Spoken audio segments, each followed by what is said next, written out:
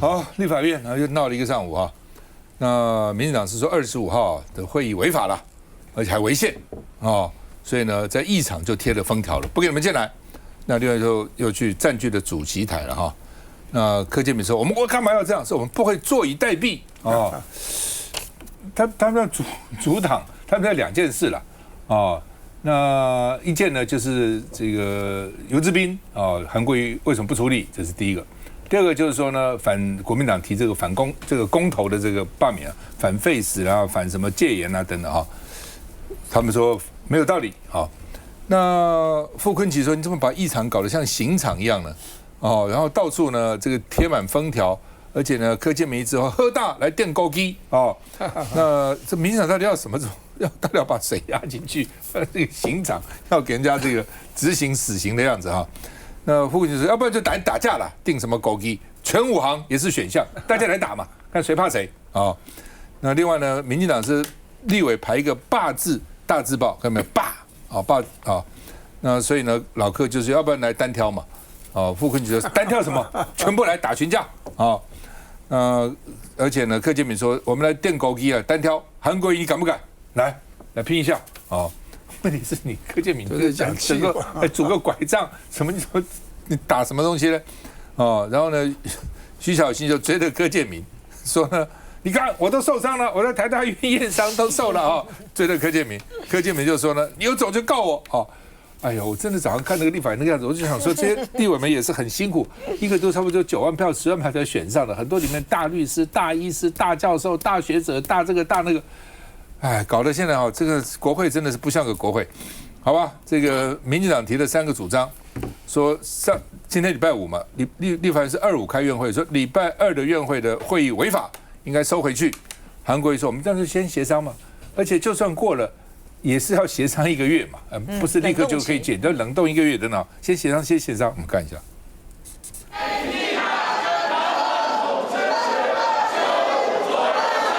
眼看民进党团占领主席台，国民党团不甘示弱，脚踩绿营文宣互喊口号，看谁比较大声。但喊完国民党团就全员退场，留下陈玉珍一人 PK 多人。但时间拉回几分钟前。傅昆萁先是一声令下，国民党团瞬间穿上夹洞夹克，包围主席台上的民进党立委，更是一脚踩烂原本排在地上大大的罢字，不让蓝绿专美于前。民众党也拉开长布条，批评绿营当家闹事。全台湾人民见证了非常荒谬的景象：民主进步党执政党的立委自己背个自己行政院院长的总咨询。只是民进党团这回为了25号蓝营夜袭闯关的2大公投案，比较确认议事录，可是48小时守夜彻夜排队，更是一度封锁立院4大门。早上7点一到，在柯总召带队下，民进党团准时冲进议场排案，一度跟议事人员爆发冲突。不过为了议事，蓝绿2位总召正面杠上，更喊说要定勾机。他有傅昆萁也可以，还有那个最喜欢找人定勾机，好像受伤也可以，受伤的脚拿着拐杖跟你定勾机，决一殊死战。柯建铭柯总召回头是岸，好。他要找我单挑，我敬老尊贤呐，都七老八十，我怎么可能欺负他们？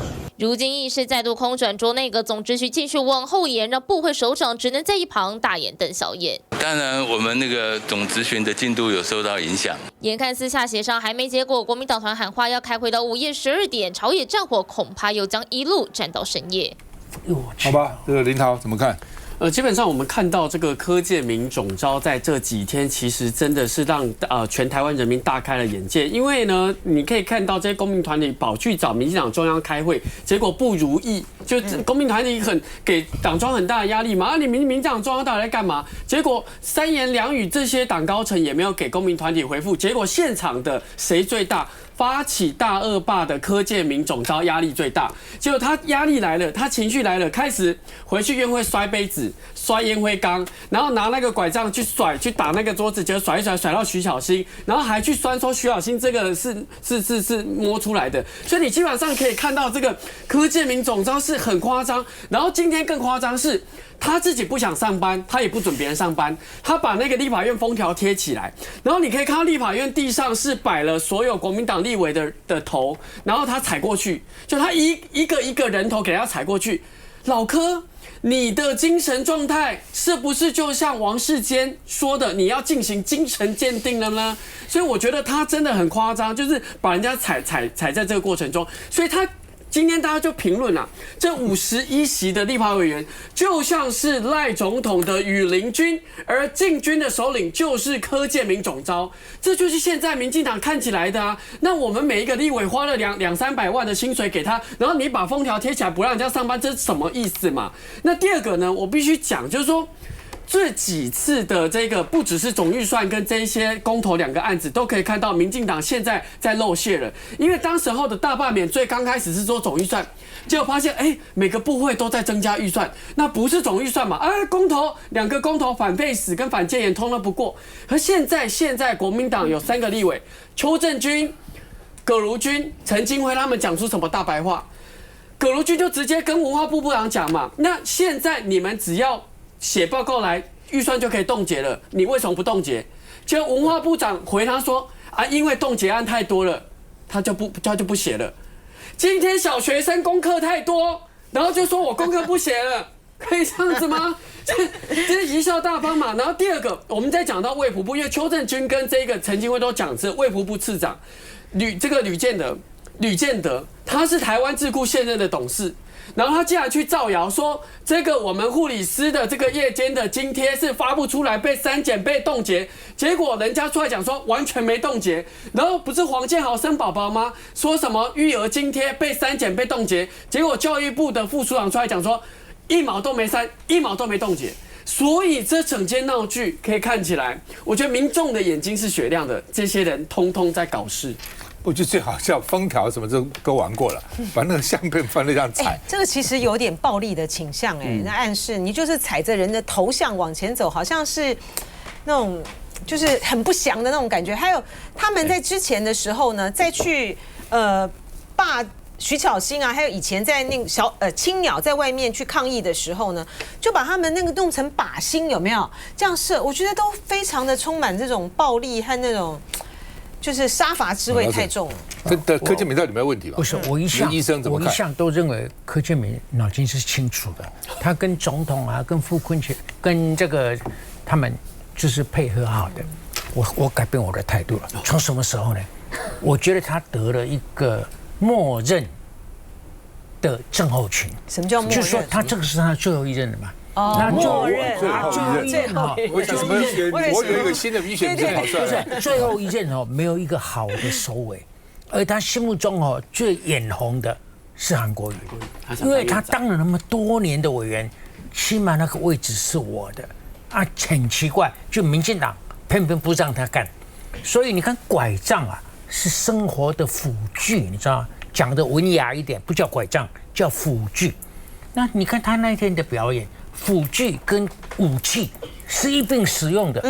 我觉得这个立法院真的是很无能啊！你看你的总召这种表现，要赶快修法，就是说辅具，比如说雨伞是雨天用的，但是委员可以把雨伞带到你的椅子旁边不可以的，不可以的，因为他怕你用雨伞当武器10大武器之首就藏在了。所以你拐杖进来了，你改换轮椅，那个拐杖就交出来。回家的时候拐杖再还给你，要不然你看那种杀法、那种打法，而且他都冲着韩国瑜来的。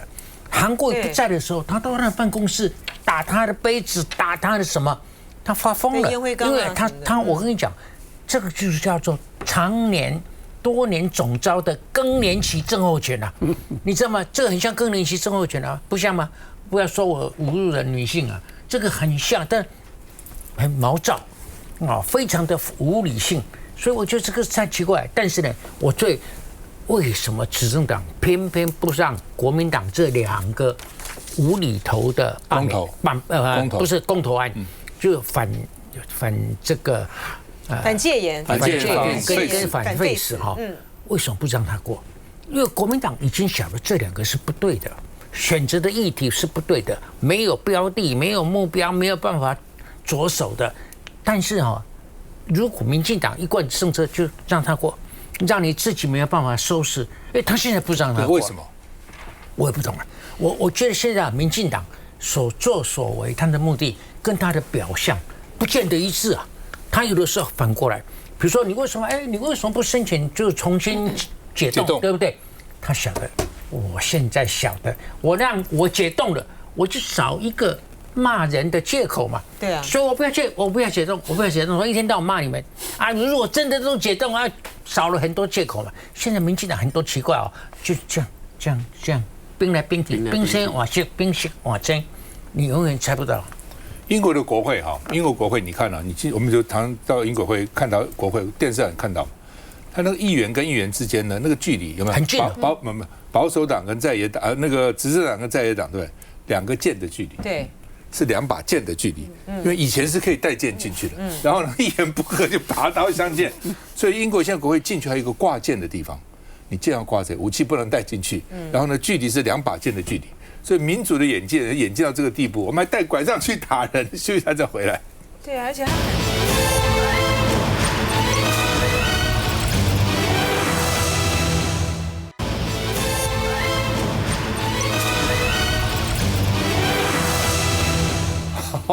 国民党终于破蛋了哦，说呢有8个民进党委员要罢免了，进入2阶了。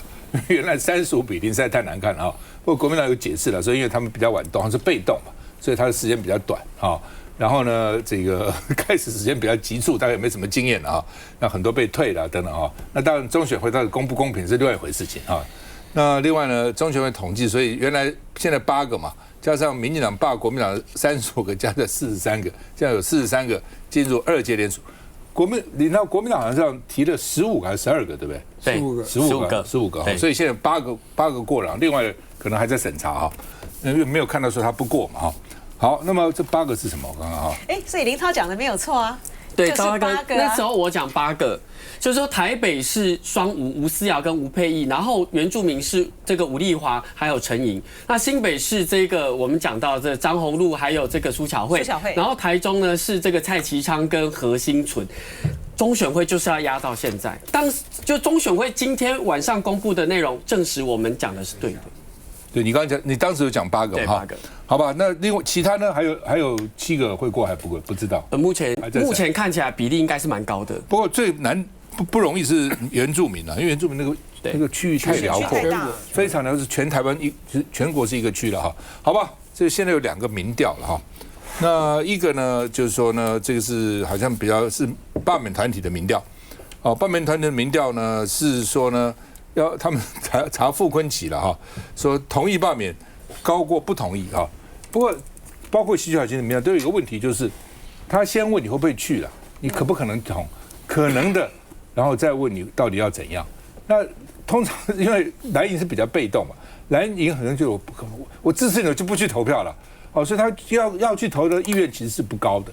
哦，所以这个民调这边有一点吊诡了哈。所以蓝营其实最重要的题目就是到选前罢前要叫他们投票比较重要啊。就像那时候4大公投，你做民调蓝营都赢啊，要不是来说不要啊，报出来结果就输了，对不对？光高雄跟台南2地就把你全台湾通通给你倒过来了，光这2个地那个差的比例就非常高嘛哈。好，那么这是这个罢免团体的。那另外呢，国民党就说不是，我们做的不是这样哈，说这个这边讲了哈，就是说这个罢免团体认为花莲情势有扭转说第一个呢，民众党很多人不满意他。第二个呢，这个有意投票支持罢免32.7%，32.7%是要去罢的人的32.7%，而不是全部的32.7%。就跟徐小清当时说啊，这个徐小清选民57%赞成罢免，他不是的，是要去投票那个6×1里面的57%，其实也就是3×5大概并不是57做标题看起来很可怕嘛所以你们要解读民调要解读进去不是只看一个大的就乱解读。费鸿泰是专家了那另外呢，这个国民党2份民调。国民党是谁讲？50%的花莲是反对罢免傅崐萁的那50%里面罢免然后呢，他是委托艾普罗公司做的，可是这个民调也会有问题，就是50%反正是做民调，他去不去投票是另外一回事情。他说不去投票，你50%有什么用呢？你80%也没用啊。所以关键是在投票，因为绿营这个支持者呢，他们可能投票率会比较高。那蓝营的支持，很多人认为说呢，我不投票就是支持你了。其实不投票不是支持，他觉得我没去投票。那另外呢，这个花莲民政处长原来不是50万交保吗？现在呢，检察官抗告发回更采啊，就说呢，他可能还会这个犯罪嫌疑重大啦啊，而且呢，有可能勾串啦、灭证啦，有可能啊有这样的情况啊。那另外呢，另外就是这个中正万华，原来最早领先人是张延廷啊，后来因为他不满4个月就换了这个李孝亮，那而且呢，应该是一看已经过了，但李孝亮妈妈呢，昨天就突然写一个信呢，写得非常好哦，这信甚至他写的我都有点怀疑，我不知道，因为我看他接受很多访问，那个谈吐跟他写出来那个文章，那个落差蛮大的，所以那个信到底是不是他写，我是怀疑的哈，但也许是真的，有些人口才不好，但是写很会写哈。那国民党高层呢，说他是妈妈出来说是国民党高层下令。所以因为张延廷的这个没有满4个月不合，就立刻有 A、B 2套 ，B 套就拿出来了 ，B 套领衔人就是李孝亮，这个李孝亮啊，所以呢，而且他妈妈现在很害怕，说呢这里面呢有可能有死的人，有这样会不会儿子要负担这个法律责任啊，等等哈，那这个，所以他妈妈就是说，你们责任让年轻人去担，因为错假率开始市场，后来他们有补件嘛，有补件就把它补回来了哈。李孝亮也赶快出来，这个我看了才蛮难过的。母子为了这个事情，在昨天晚上就看到脸书上面互相打仗，然后呢，各下面都有各自支持者哈。李孝亮就说：“我是自愿的，没有人逼我，谁能逼得我呢？我是自愿出来的，我没有被谁逼迫啊，等等哈。所以呢，这个李孝亮跑出来说他昨天晚上打了100多通电话给妈妈，妈妈不接电话，妈妈不接他的电话。”妈妈现在只接媒体的电话，不接李孝亮的电话啊，所以呢，这个国民党发言人就是说呢，说现在绿色恐怖，很多人不敢，妈妈也害怕了，说更要挺身而出说不能因此呢就这个躲起来。我们看一下。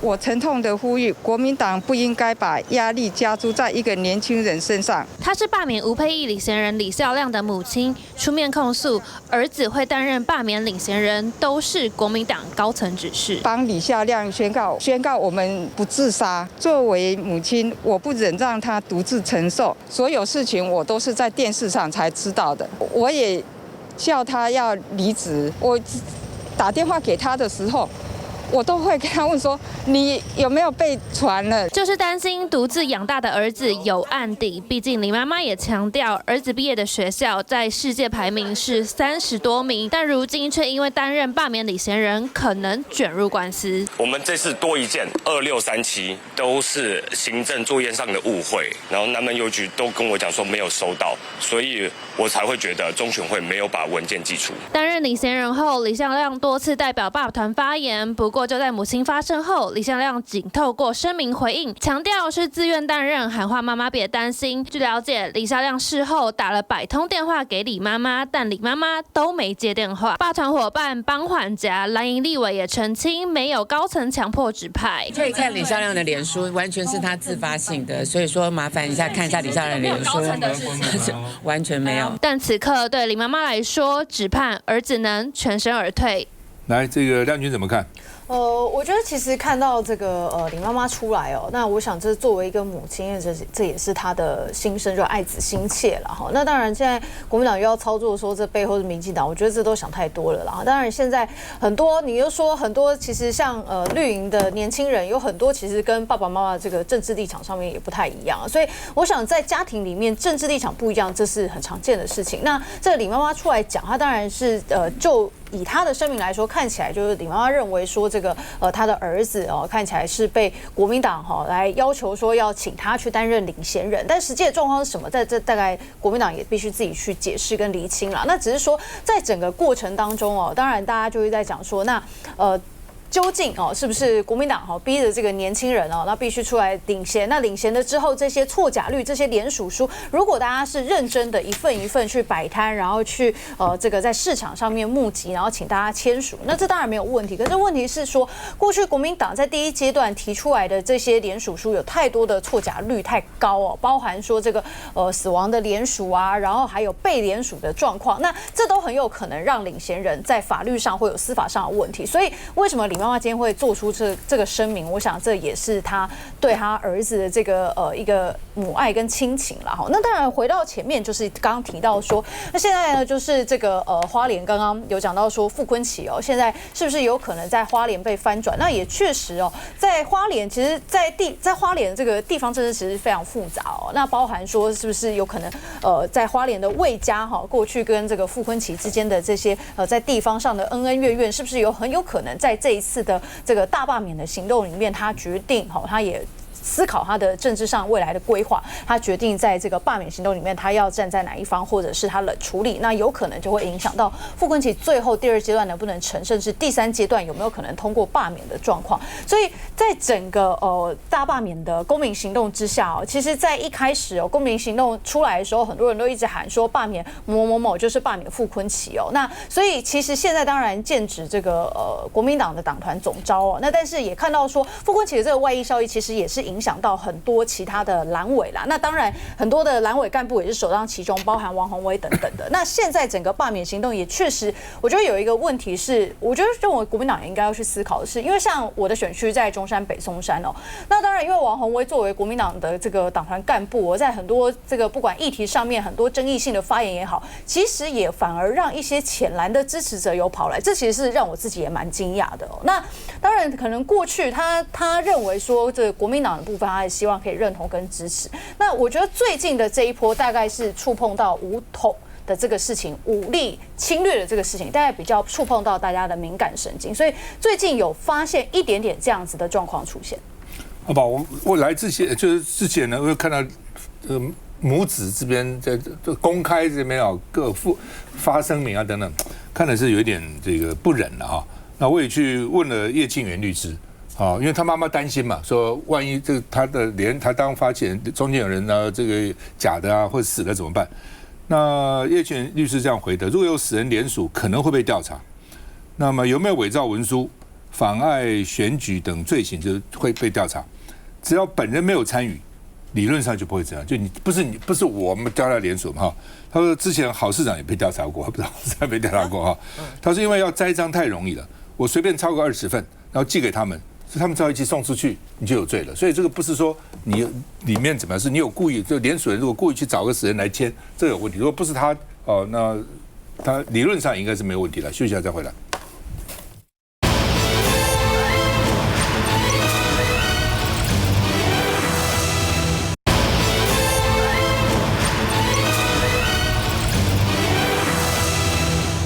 好，这个欧桂芝呢，北语老师了国文老师，他之前呢就认为说这个很多古文拿掉了，这不好了那他被检举，说他接受央视访问的时候呢，有批评赖总统所以呢，现在台北市教育局就调查他因为教育部呢，国教司叫台北市教育局调查，那你必须要调查那这个欧桂芝就说呢，他认为这是他的言论自由受到侵犯。那今天蒋万安也出来了说呢，我们是尊重言论自由的，不会随这个言论自由的审查而起舞那另外呢，这个陆委会主委邱垂正是说呢，这个欧桂芝呢颠倒是非，配合老共的统战讲一些话呢，这个不适合。那而且呢，陆委会说我们收到很多检举，说他不适任因为他被这个央视访问另外呢，陆委会说。这个顾炎武写廉耻这些人都没有廉耻吗？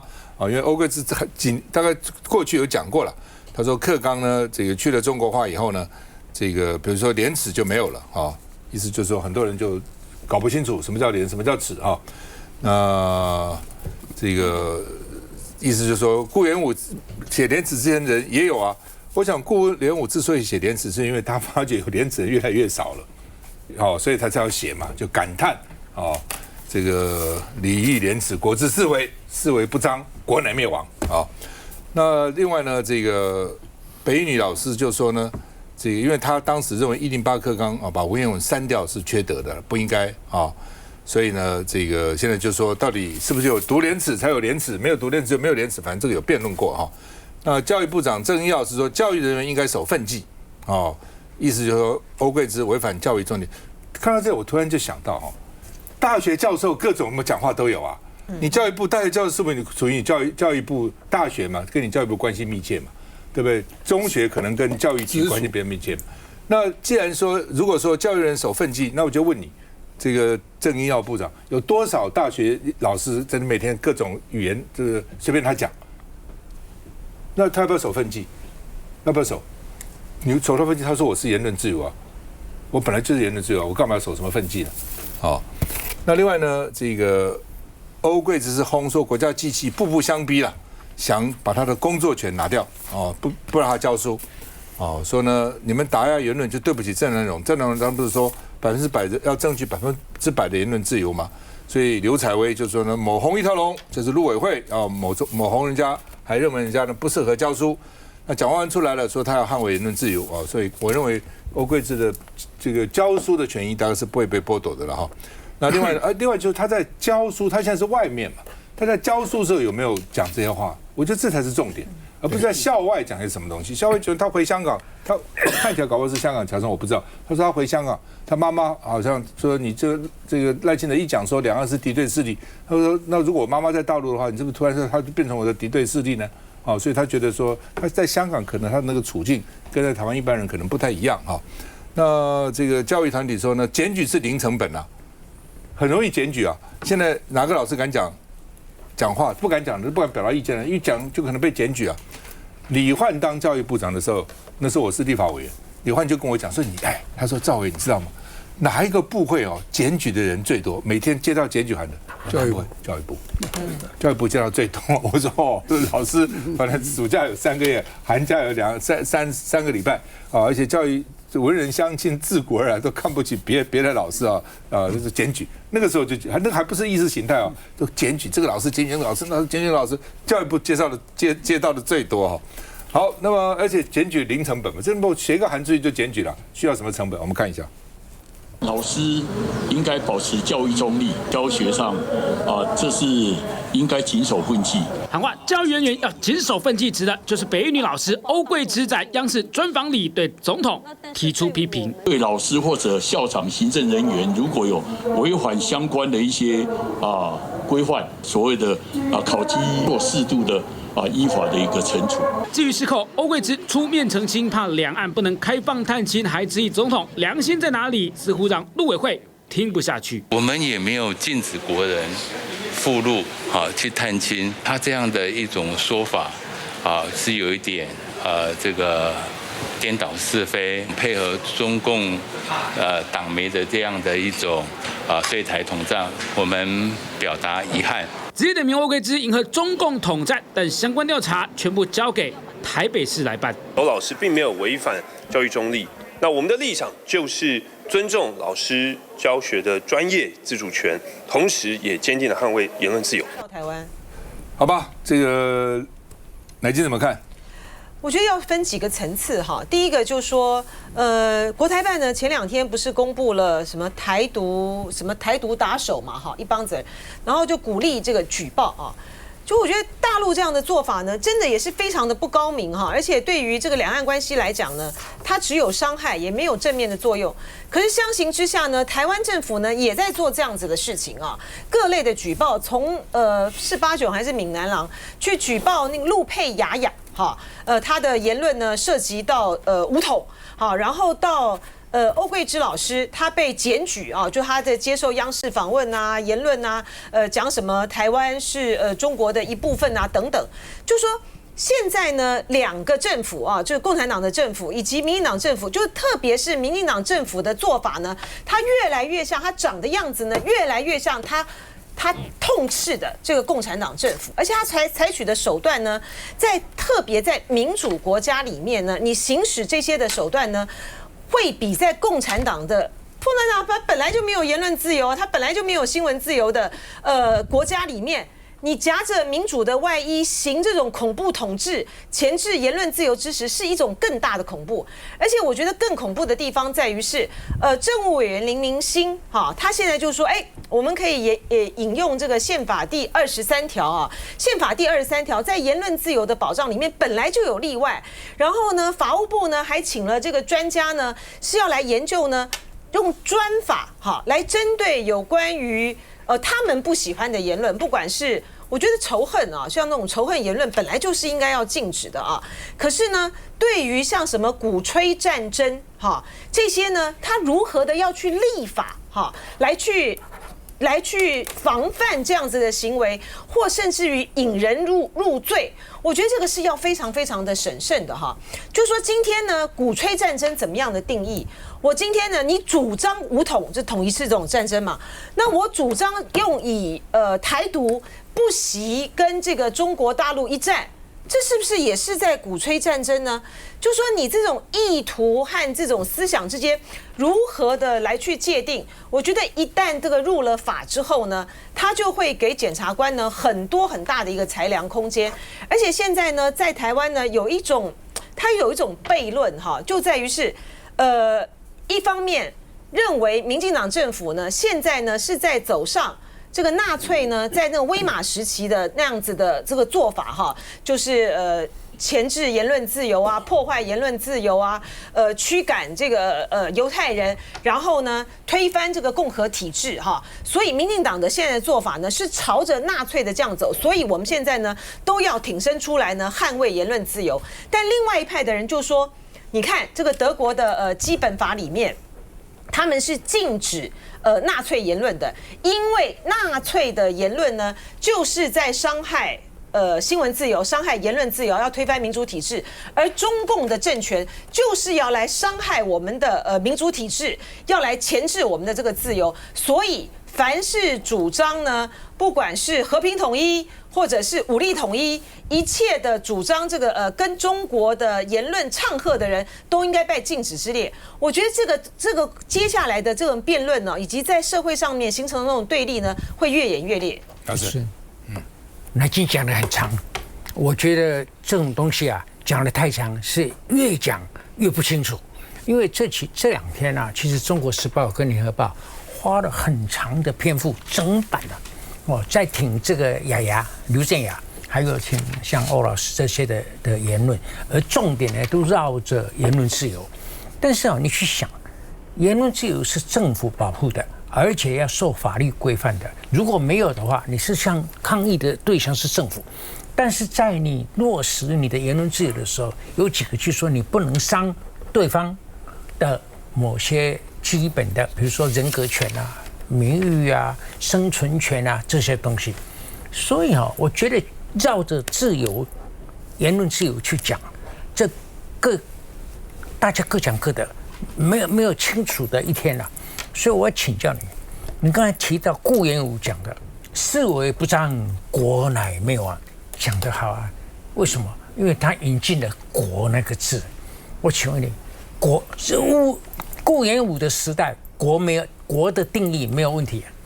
我们现在台湾的处境，这个“国”字才问题才大了。所以我要请教你，如果像刘正雅的讲法，不管是武统也好，合统也好，其实武统跟合统，就站在这一次大家互相斗争的立场来讲，没有什么差别。就武统要死人啊，合统没有死人。但是如果刘正雅的目的达到了，你认为我们这个国灭亡了没有？不是了，就基本上怎么不是？我要你回答，你怎么讲不是？对吧？你听我讲哈。第一个，刘正雅对于两岸的形势根本没有影响力。你先这个不当然是这样嘛？刘正雅说武统就武统了，刘正雅说合统就合统了。有影响力才论罪。那当然影响很重要嘛。我就跟你讲说，我现在问你了哈，刘雅的他的那个讲法，对两岸的影响比较大，还是赖清德的讲法对两岸影响？那当然赖清德影响，那就好了嘛。那他不是这样一点都不好。那他有责任，赖清德没有责任吗？刚刚乃金其实引用了很多人的讲法，就是说你主张统一不可以，那主张台独啊，引进共匪进来，把我们灭掉了，那不是也是一样的后果吗？不一样的，这关键就在什么？就是国家认同问题，就是那个国，还有那个国因而灭亡的整个过程是主动的还是被动的？关键在这里啊！各位专家学者们，你绕着自由言论自由讲啊，你把自己做低了，你显露你的学问真差。不，中华民国宪法是什么嘛？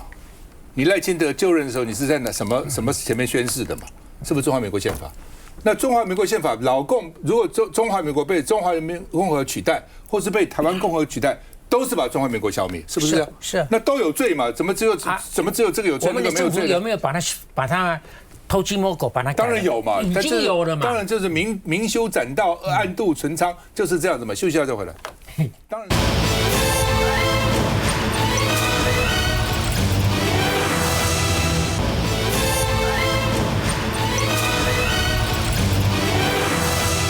好吧，柯文哲说他血尿痛到受不了，然后呢，他们说了这是打病情牌了，说你看他已经羁押本来就是4月要到期了，那应该也差不多了，你要关他多久呢？你该问的都问了，你这样把他押起来有什么意思呢？他身体也不好他太太昨天还出来开记者会说他是医生当了30几年，所以这个是蛮严重的，可能肾脏都不太好了哈。那但是呢，今天法官宣布了再押2个月。这4个被告，包括沈庆金啊、应小薇，都再押2个月。可能重要的理由就是橘子还没回来了，橘子在外面，所以呢，他有能力逃亡。以柯文哲的这个各种能力，他是可以逃亡的，而且呢也会串证，有串证之余，所以呢继续押那民众党就是希望赖政府呢不要为了追杀政敌也杀红了眼，继续把柯文哲压起来那另外呢，这个。黄国昌说呢，真的要把他关到出现生命有危险吗？法院应该同意柯文哲拒保停押嘛，因为保证他不会走，他往哪里走啊？那另外呢，这个柯文哲血尿，而且呕吐，而且痛到受不了，陈佩琪就哽咽请求说呢，希望他能够出来，不要再关啦，关多久啊？那而且不懂为什么他原来好好的也没问题，怎么短短几个月就血尿呢？到底怎么回事？而且很痛很不舒服那他的老师谢延尧，台大的退休内科教授说，最怕他是会不会有主动脉剥离？主动脉不是在胸腔在腹腔什么也有可能了那另外呢，民众党说呢，请至少给他妥善医疗的权利嘛医生要找好一点这个等等要找一些好的医院等等那另外呢，这个陈佩琪说，把人放出来就医吧。那台北看守所是说呢，我们曾经介护就医他，而且现在恢复得非常好。都好了，没问题了。陈志涵说，昨天柯文哲才告诉律师他身体很不舒服，怎么就说他已经恢复了？我们看一下。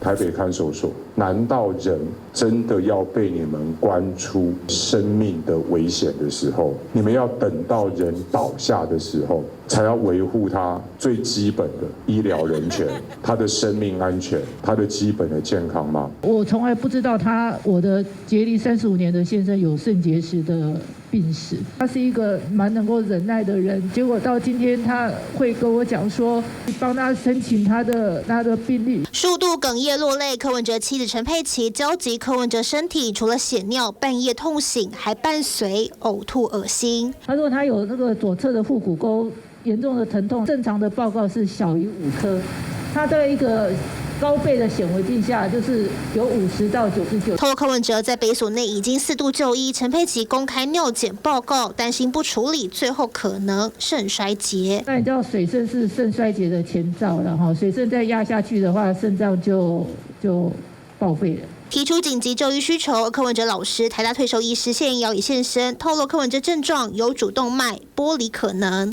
老沈因为是肾脏科医生了他们现在担心他肾脏是不是有问题才会血尿，那到底为什么？不是，今天最后这一节总算擦边碰到我的专业了我来讲一下，家里有人关在牢里是很不幸、很遗憾、很痛苦的事情，所以如果有跟病连上关系一定相关的人，律师也好，家人也好，一定会好好的去利用它，就是把它保释出来也好，怎么样都好，不会不利用了。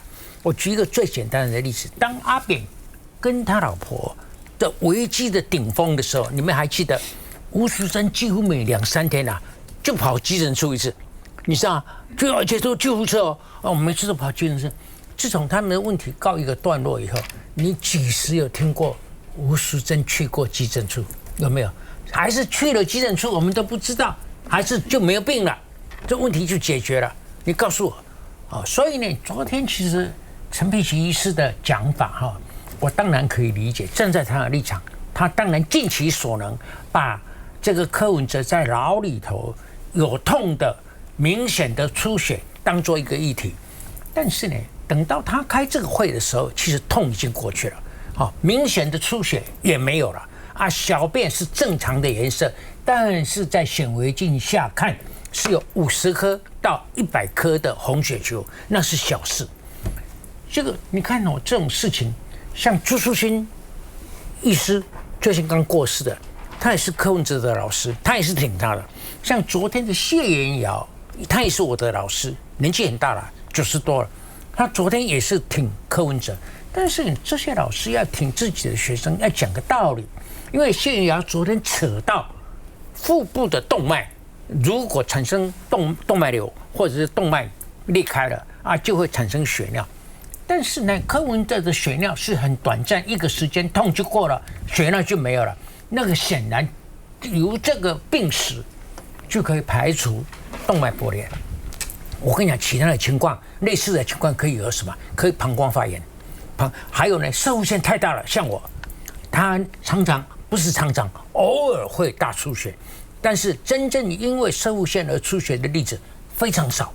好，所以呢，通常你就是这样想一想哈，就是要像柯文哲所讲的，就呕吐，因为痛到呕吐，然后呢就出血、血尿啊，然后就过去了。这个大部分人，如果你列所有可能性的疾病，所有的医生不用泌尿科，不用肾脏科，大概第一就是肾脏结石了。哦，所以肾脏结石有的时候就在痛的过程中，它排出去了，你再怎么查也查不出来了。反正他有给他介护就医，而且现在情况平常，所以呢，我觉得昨天这个陈佩琪医师的这个记者会是白费了功夫，但是尽了作为柯文哲老婆的责任。于轩，我觉得沈大佬一直用利用他生病2个字，其实对于我们来说听起来非常的刺耳，所以我要很直接的跟沈大佬说因为对于一个在看守所里面那样子的环境，大家都知道，看守所里面没有办法第一时间给予他最好的医疗，疼痛的时候怎么办？就给你普拿疼而已。所以你在那样的状况之下，柯文哲自己也是医师，他过去呢耐痛能力非常强，所以其实早在9月份，他第一时间有一次五保请回的时候，他就已经有点在跟家人透露说他身体有点状况。但是呢，他其实并没有很强调这件事，也就是说，从那个时候到现在呢，9月到今年的2月、1月，他在前几天透过律师律见的时候，告诉律师说，我的身体状况可能出问题了。也就是柯文哲连他自己这么耐痛的人，他都有点受不了了，那就表示真的出现了警讯。那你说这件事情？沈大老师医师，他可以就肾脏专业来给予医疗专业，但是我们不晓得他实际在里面真实碰到的状况是怎么样。的确，他晚上会呕吐，好会疼痛，然后呢，而且今天早上律师再去律见的时候，他整个人精神状况非常的差。那你说真的要等到他真的医生判定说他已经要肾衰竭了，才要让他出来吗？这个对于医疗人权来说，非常非常的无法接受。那我们回过头来讲。到刚刚台北地方法院发出来说要裁定严押的理由是，至今有晦案不明的地方。我想请问一下法官，晦案不明到底是当事人的责任还是检方的责任？检方用这种起诉的苍白无力，连法条都讲不出来的这个理由，然后要去起诉柯文哲，至今关押到现在3个月，再4个月，现在还要再2个月。请问一下，到底你要查到什么时候？到底要查到什么时候？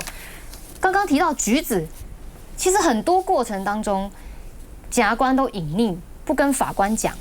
橘子其实当时回来的时候是看牙齿，那看牙齿之后，医生跟他说：“哎呀，你这个只要吃抗生素就好了。”所以他又飞回去大阪。那这中间过程中，跟柯文哲完全没有通联记录。请问柯文哲如何叫他出国？更别说在起诉书的内容里面，我们找不到到底橘子涉犯了什么样的罪，找不到他。担任那个所谓共同贪污治罪条例共同正犯的理由是什么？找不到。所以你今天要用橘子继续关押柯文哲，到现在他还是身体状况出了问题，那难道真的要让他死在里面吗？柯文哲并没有逃亡之余，他也很明白跟法官讲说，我宁可死在里面，我也不会逃亡。他逃亡之后，台湾民众党就倒了。那所以你今天要放了钟文智这样子，连电子脚镣都不给他。不用钟文智这种判了10年定谳、超过10年定谳的人，我们的司法到底发生什么事？钟文智可以不让他有电子脚镣，就让他这样子大大方方跑走了。到现在司法院、法务部推来推去找不到理由，就柯文哲这种不会潜逃的人继续被关在里面，然后现在连医疗人权要去帮他捍卫的话，也要说我们是在利用生命这件事情，我没有办法。我晓得他的立场，所以我大部分我就原谅了哈。你说